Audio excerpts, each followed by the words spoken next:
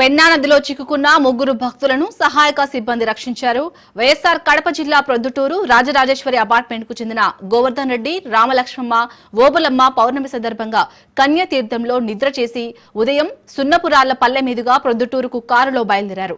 భారీ వర్షాల నేపథ్యంలో వైఎస్ఆర్ కడప జిల్లా మైలవరం జలాశయం నుంచి పెన్నా నదికి నీటిని విడుదల చేశారు.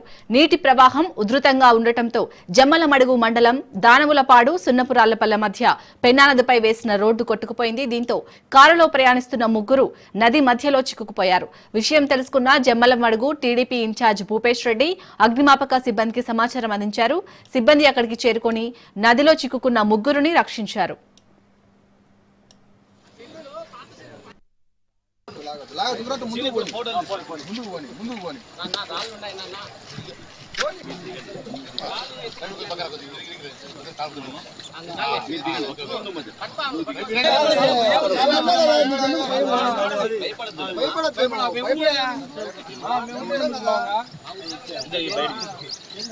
మెల్లిగా